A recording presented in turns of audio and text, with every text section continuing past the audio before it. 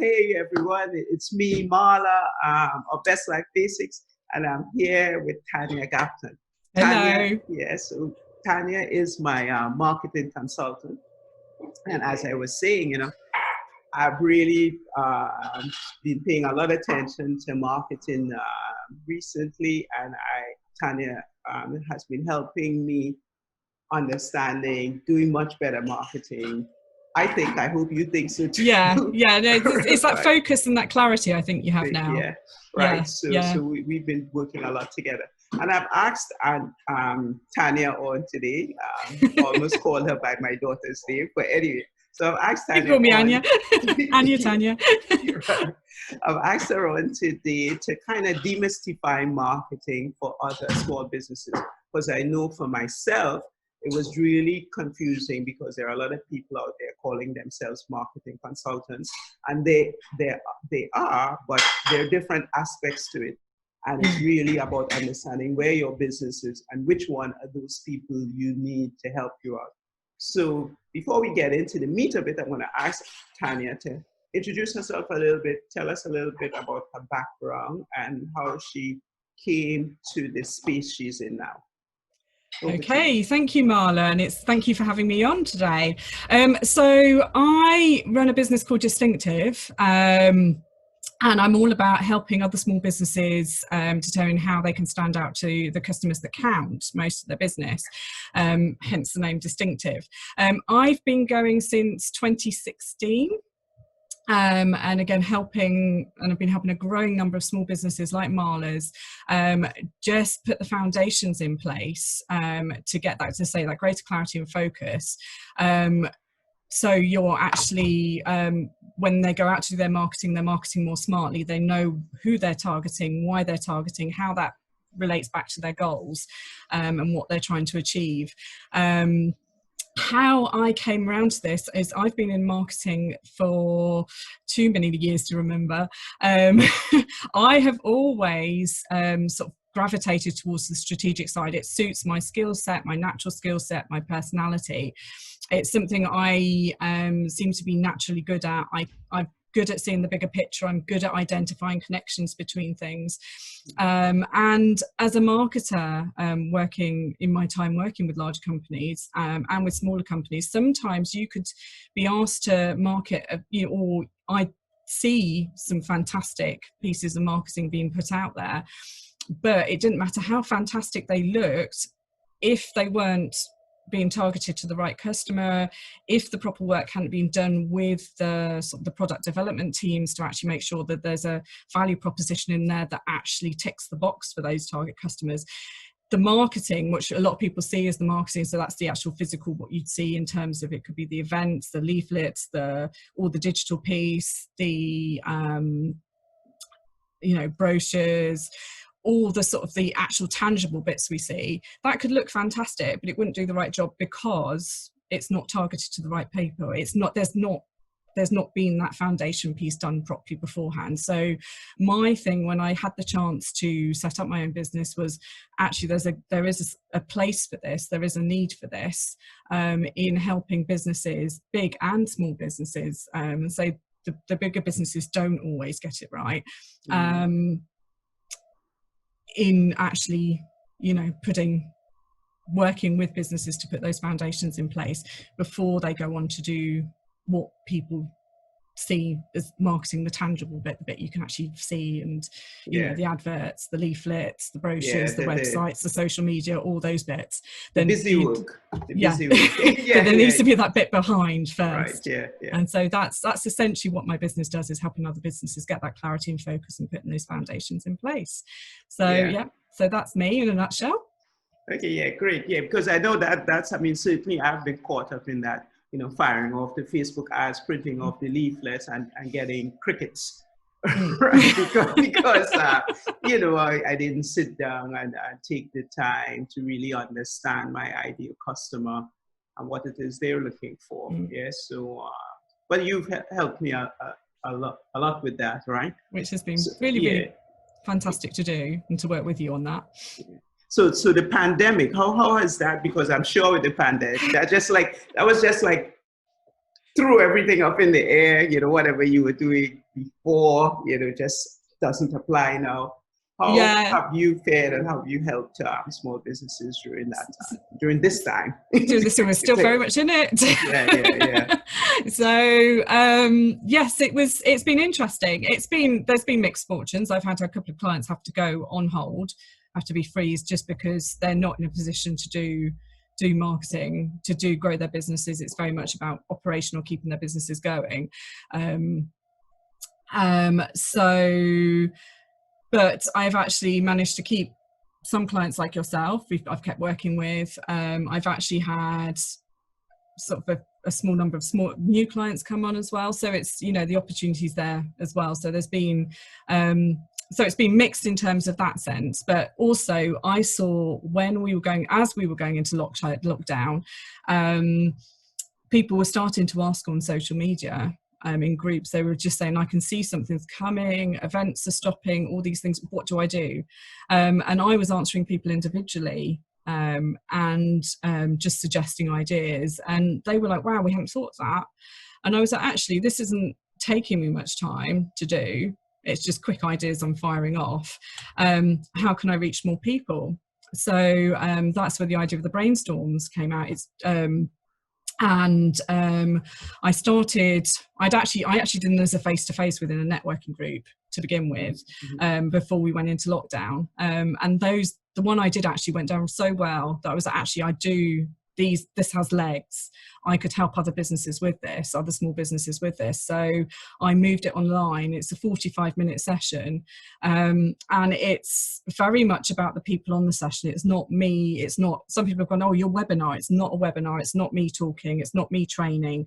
What it is it's me facilitating businesses coming together, sharing ideas, talking to each other, bouncing, acting as a sounding board for each other, or helping each other come up with ideas. And it just, I think the reason it went down so well, and I'm still running them, I'm running fewer now because the need seems to be tailing off now, but there's still some people are asking for them.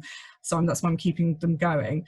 But especially in that beginning piece where everyone was just like, oh my goodness, my business is just, as I know it's just stopped overnight. What do I do?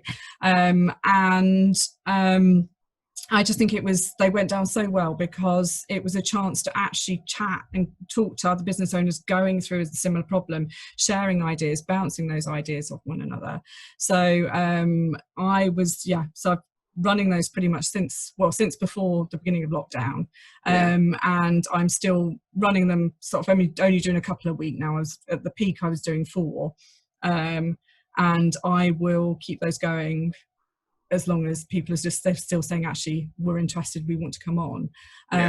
So for me it was lockdown, and this whole pandemic situation has, as I say, it's enabled me to meet a lot more businesses that I wouldn't have all met. And it's also, for me going forward, I will turn the brainstorms, they are going to turn into a regular monthly online event that will be slightly different. But so for me also, it forced me to do something that I was like, oh, I must do more of these events and that kind of thing. And it kind of forced me to do that. So for me, it's been, yes. Yeah, so everyone, if you're listening, I attended, I think about 2 or 3 of those, and they are really awesome. Just speaking with other people, understanding what other people are doing as well, which, you might get an idea while in the session and think about, maybe I should be looking at that aspect of my business. So if you haven't yet, I'll post the link in the comments. If you haven't yet, make sure that you log on and try getting one of those sessions. So that brings us to the meat of the conversation. Is I know for myself, I've been kind of working on my own since 2012, and for a really long time, I struggled with this whole marketing concept because initially I didn't really like it, so I tried to must I do that? And then can I just find somebody else to do it? And you find the wrong person because your business is in the wrong place, and what you need is not the person. You think I need somebody to design flyers. But it's really You will do, but yeah, there's that's other like later. other That's cogs later. in that wheel that need to Right. be, yeah. Right. So let's talk about this whole marketing concept. What are the aspects of marketing? Who are the people involved? And when do small business need to reach out to the different roles in the marketing Types of space? marketer, yeah. Okay, well, there's marketing is actually a very wide field, and Marla, you say you've got a PDF that has a diagram which might, yes, some of you will go, whoa. There we go. Yeah, there we go. So I'll share So we that share the diagram. screen. There we Brilliant. go. So here we go. This is something I've knocked up this week whilst juggling homeschooling. So there's maybe things I've missed out. And again, it's something now I've got it, I'm going to review and tighten up. But I think on the whole, it does cover and illustrates the picture of what marketing is. And so a lot of you will just go, whoa, that's more than I was expecting. And that's because marketing is a massive puzzle with lots of different pieces to it.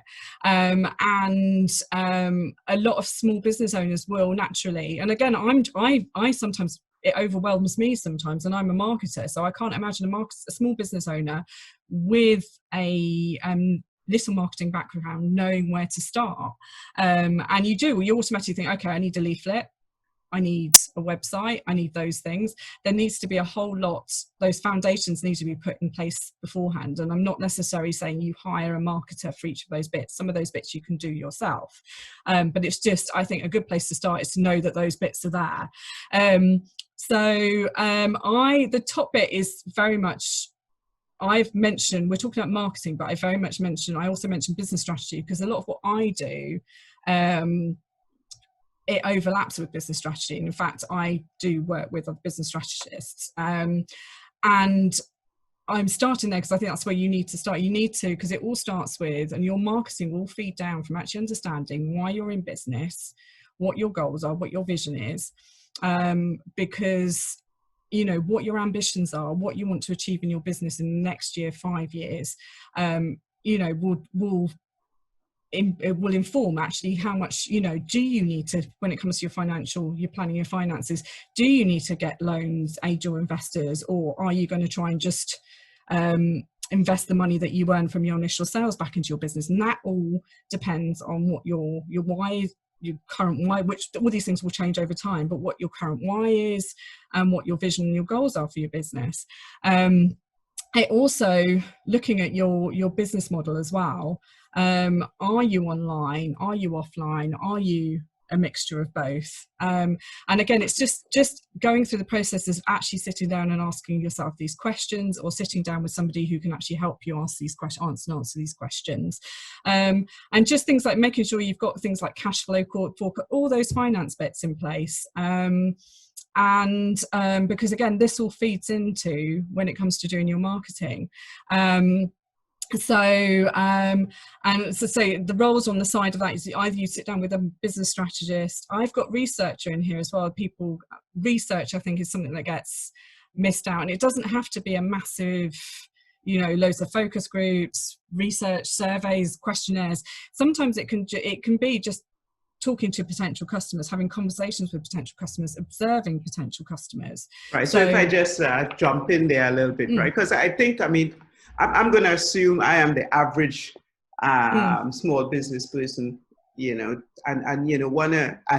I am an introvert, although you guys may not believe that, right? so we small business and introvert. So one of the things I definitely always struggle with is when you say, well, go talk to your potential customers, right? And you're there thinking, well, I have none. And so it's like trying to find out, you're trying to get information from customers that you don't already have, and like how do you go about starting to talk with those people? And you would start with family members and friends, really, if you're like totally brand new to this stuff. Which depends on the type of business you're running as well, whether they're potential customer base. Yeah, but you do need, those conversations are really important. And of course, as you start to get customers, and you start looking at those customers you enjoy working with and they enjoy working with you. Those are the ones you really like. I have a group of clients that I kind of use them as my sounding board. I go ask them a lot of questions because I'm there now. Yeah, so you want to get to that point where you can get good feedback from people that you are serving. Yes, yeah, you do. And it's just say, how do you get started? And yeah, it's difficult when you've not got the customers in place. And one of the ways I did it, and it did cost me some money, was I used SurveyMonkey audiences. And you can actually tap into people. You can actually build a profile of who you think your customer will be. And yes, you do have to pay. I think it cost me a couple of £100 in the end. But yeah, to get the insight that I needed in the absence of having customers at that time, at that point. But again, it's tapping into your network. Again, it all depends on, you know, who your target customer is and who you're thinking about having as a customer. But yeah, it could be networks of people in Facebook groups you belong to. It could be on LinkedIn, sort of tapping into those networks as well. But yeah, but it's fantastic that you now have this sounding board of customers that you're regularly talking to, because that feedback and that's sort of moving on to the marketing strategy piece where you've actually identified who your target customer is.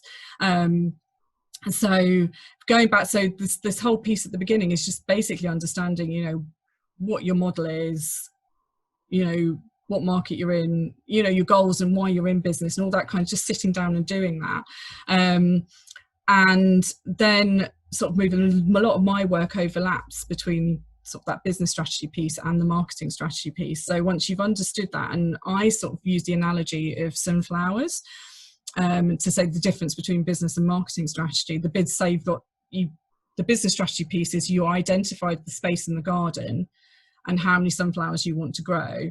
The marketing strategy piece is actually looking at, again, how you're going to grow them, what you need to grow them, how many seeds you need to plant to actually get that number of sunflowers. So what I'm doing is actually saying, okay, you understand, you know, you've understood what your business model is, what it is you're selling, you know, what your goals and your vision, you know, how ambitious, what you need to what you feel comfortable with in terms of investing in your business.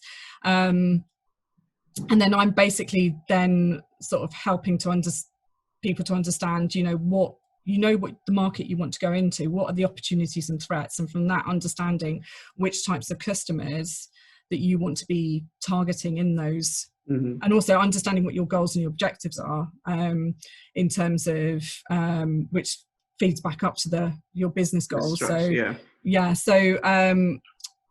so who you want to, so actually understanding, okay, what type of customer will help you achieve those goals, and then starting to work on that, taking the product and service and saying, okay, why should they choose your product or service over anyone else's? So getting into that value proposition piece.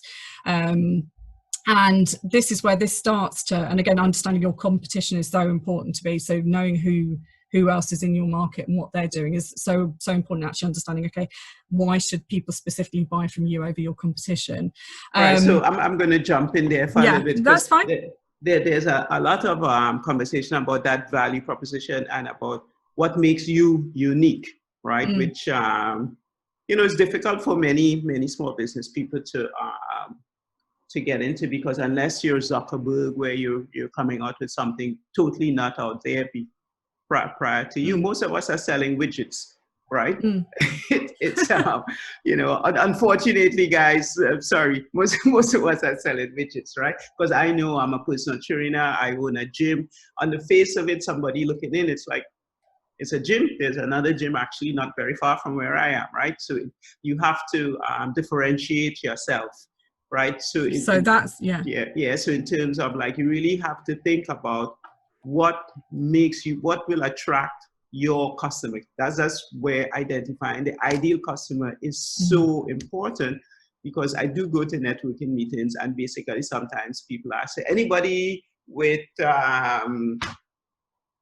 legs, right? You know, like, you know, you're selling something for people who walk, and anybody with legs, and it has to be a little bit deeper than that, right? So I really want to I really want to stress that, because this has been a really tough lesson for me. So I'm trying for you to not go through my pain. Oh, bless you, Marla. Yeah. So yes, it is. It's important. Yeah, the value, understanding why people should buy from you. You need to know who your target customer is, because you need to know why that target customer wants to buy from you, and why they would take your service over somebody else's, and actually understanding what their motivators and what their drivers is. So getting into that persona piece can help you then sort of go, okay, so what could I be adding to my product or service, and understanding what your customers are offering that nobody else is currently offering. So I use a canvas that sort of facilitates that sort of looks at what the ideal world looks like for the target customer, and where the gaps are, and whether you can feasibly fill that. And again, that goes back to your vision, your goals, and is that something you can invest in now? Is the opportunity big enough for you to be able to invest in it?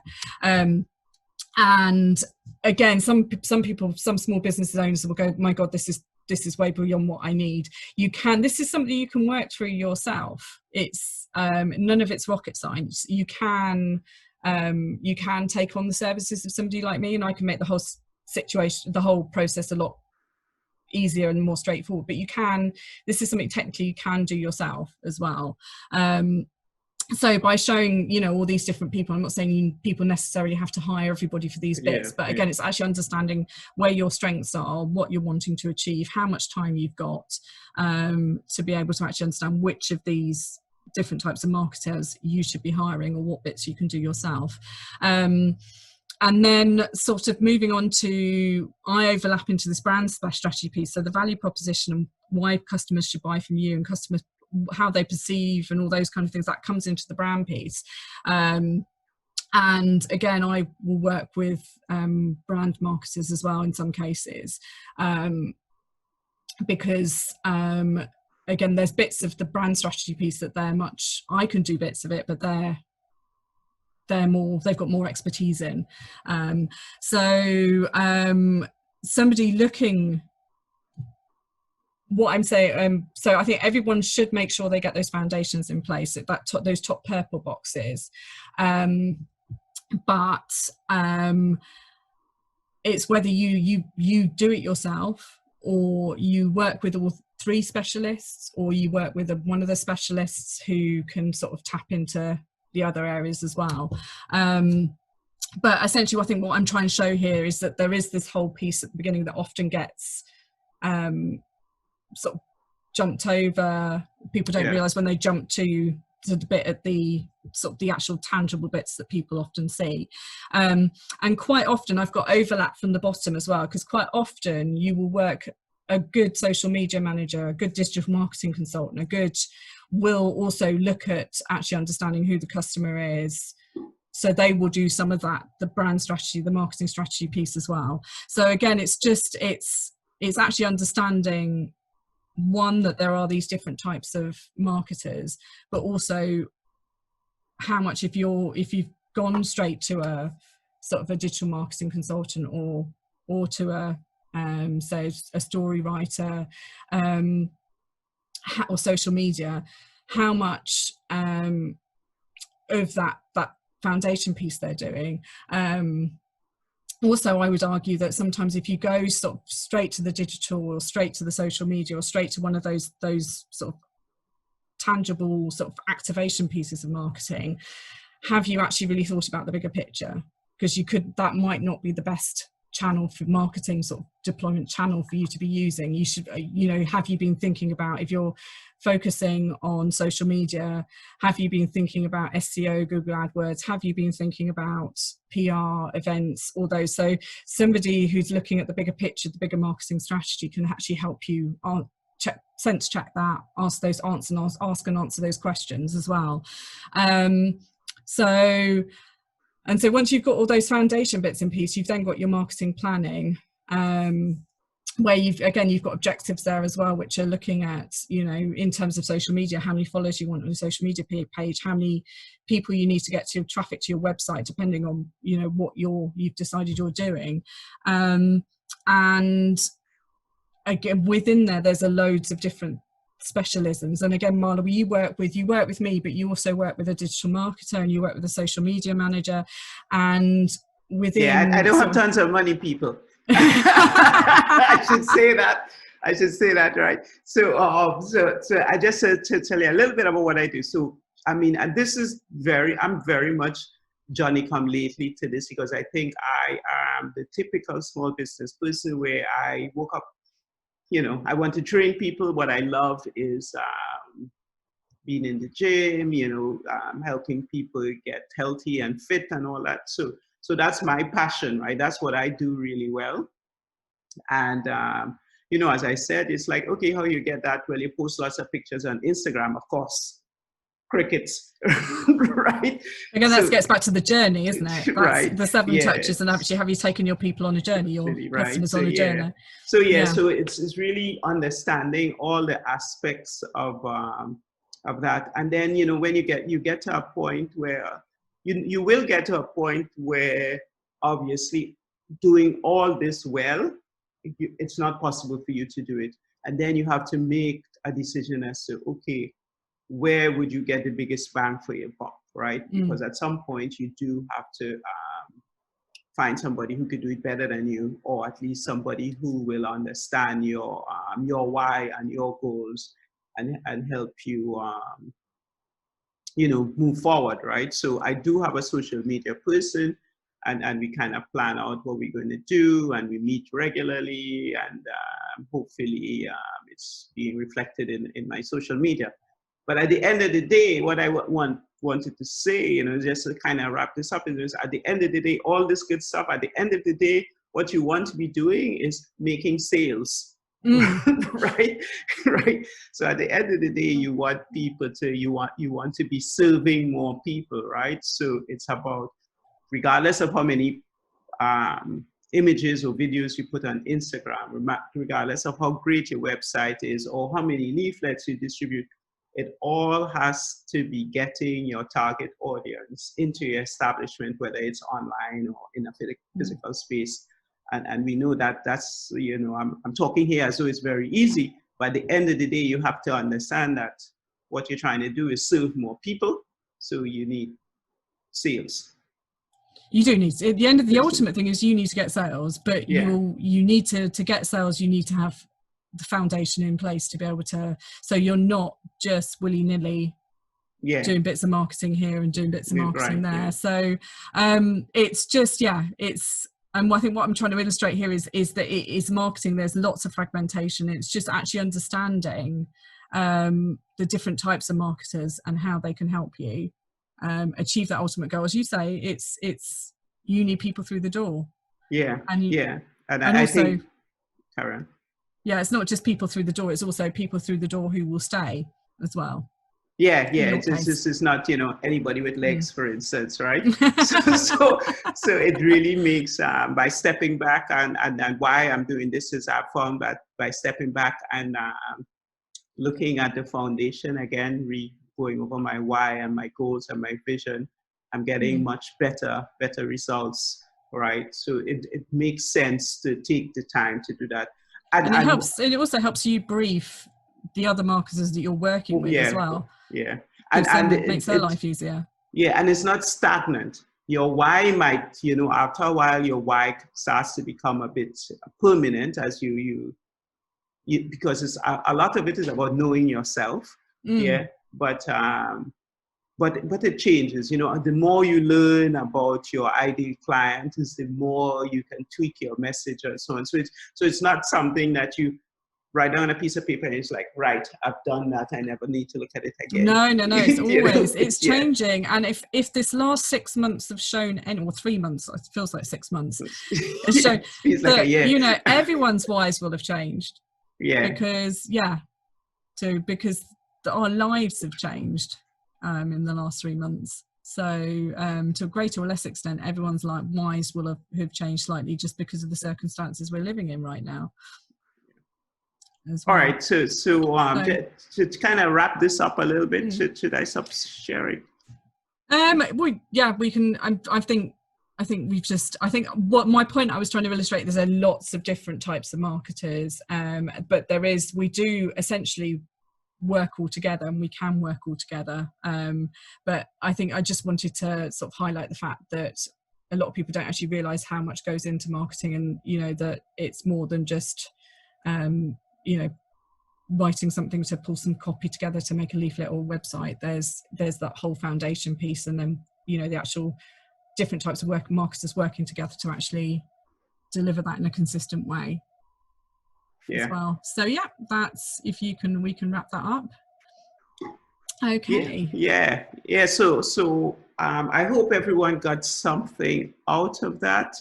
And something I want to say is, woohoo! My network didn't really go down at all. They didn't, did it? So I'm really happy about that.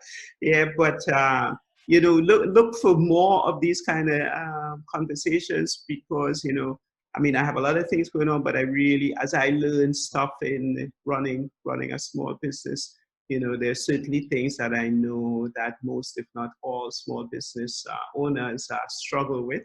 You know, I know when Tanya sent me that marketing diagram this morning, I was like, okay, there's a lot here. There is a lot here, and it was a brain dump over the last couple of, you know, the circumstances we're having to work in at the moment. So it's something I'm definitely going to take away and look at, okay, how can I make that a lot clearer? But I thought actually it's got lots on it, but that's actually is a great way of showing to people, actually this is how busy and how many different things there are in marketing. So if you're into your business and you haven't done some of that stuff, and you might be lucky and you're getting good bit of clients through the door, or you may be like really working very hard, you know, at crickets. It's really time to step back and have a look, go back again and have a look at those foundation pieces, because it will help you serve more people in the long run. Right? Yes. Yeah, absolutely. Okay, so okay. Yeah, great. So thanks for joining in, everyone, and I'll put a few things in the comments, and I'll share Tanya's website link and so on, so you could reach out to her should you so desire. Thank you. Thanks very much, and thanks everybody for listening and watching. Ciao. Bye.